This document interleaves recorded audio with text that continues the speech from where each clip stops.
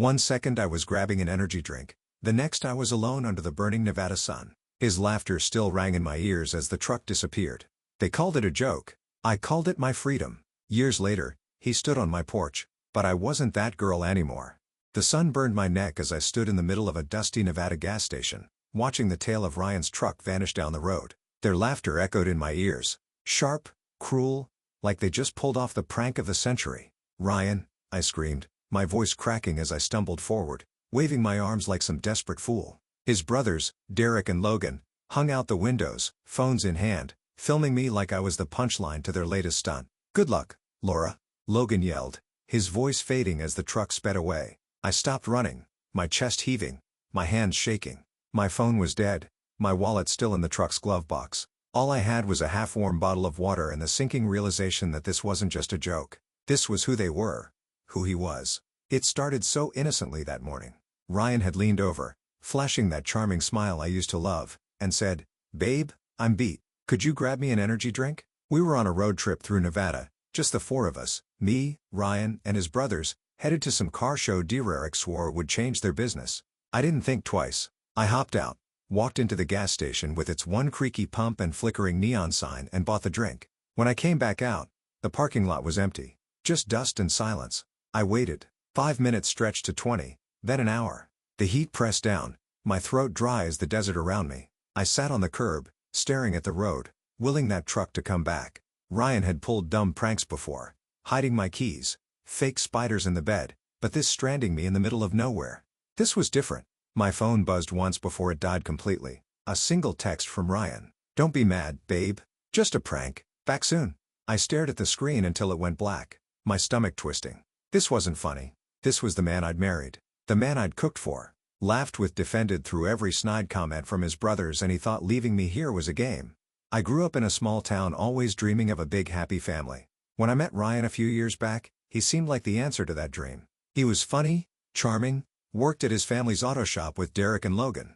But their family had a way of turning everything into a joke, especially me. I'd spent years swallowing their sarcasm, laughing off their pranks to keep the peace. I wanted to be the cool wife, the one who didn't make waves. But sitting there alone with nothing but a bottle of water and a dead phone, something shifted. It wasn't just anger. It was clarity. I'd been trying to fit into a life that was slowly breaking me. A minivan pulled into the gas station, kicking up dust.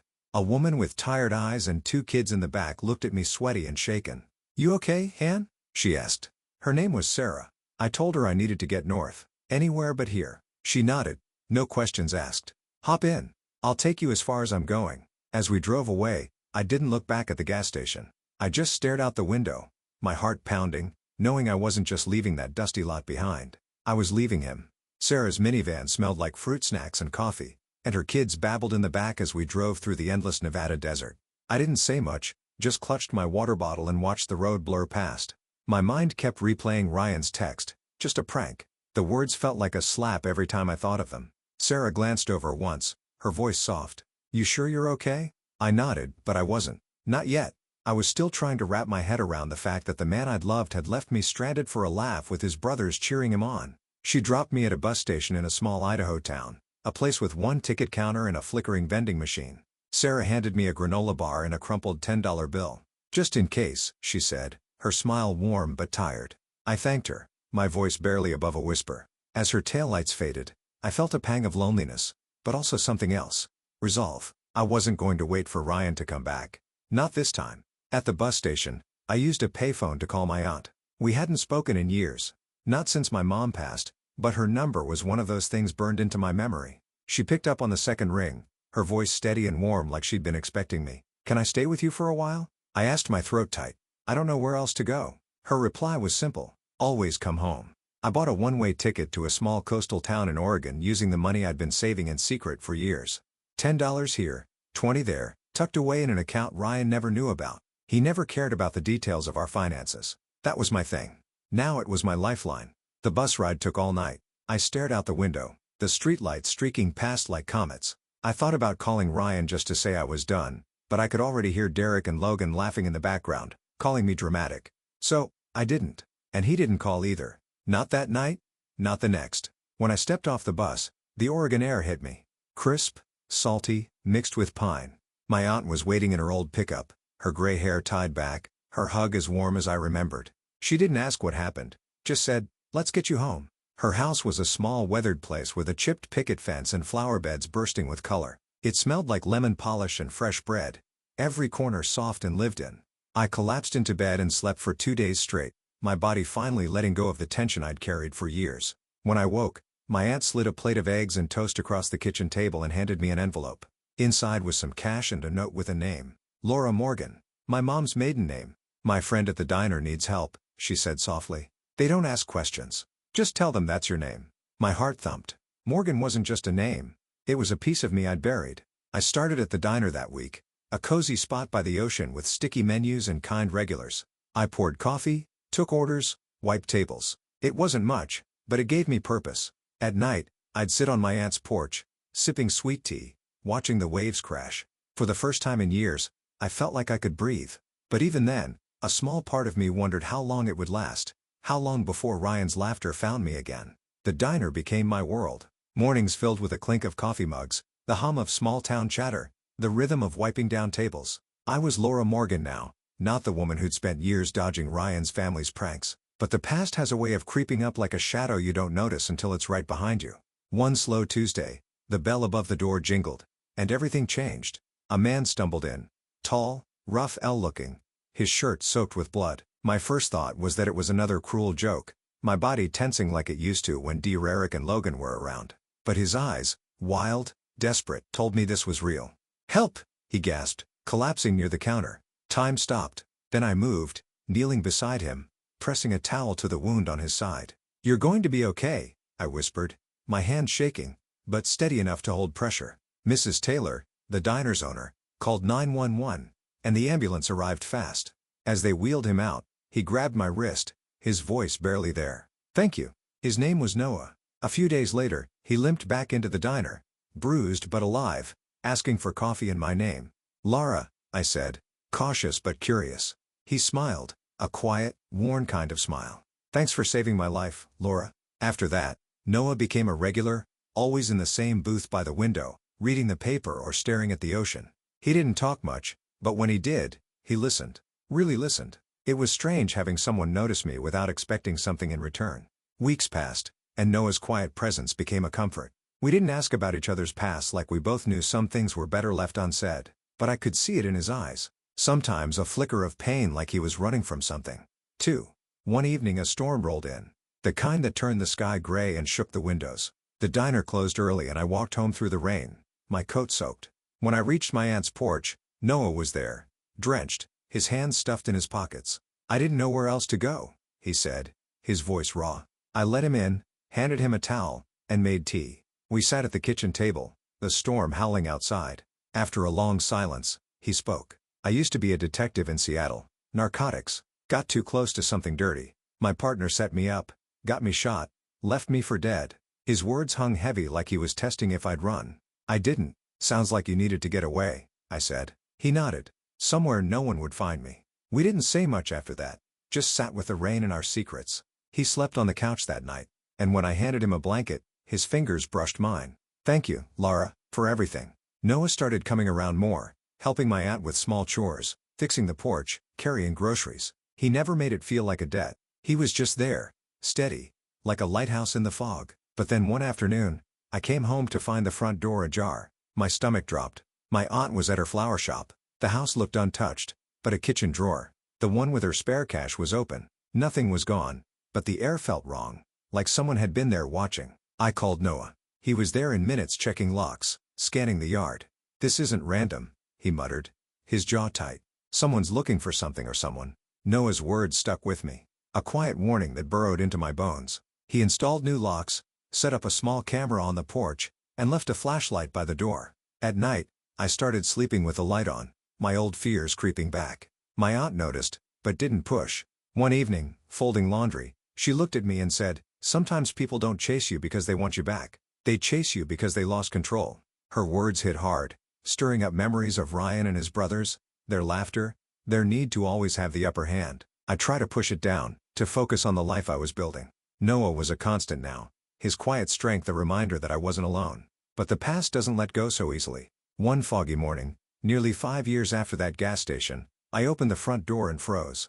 Ryan stood there, older, thinner, his hair messy, his hands raised like he was approaching a scared animal. "Lara," he said softly, "can we talk?" My heart pounded, my hands numb.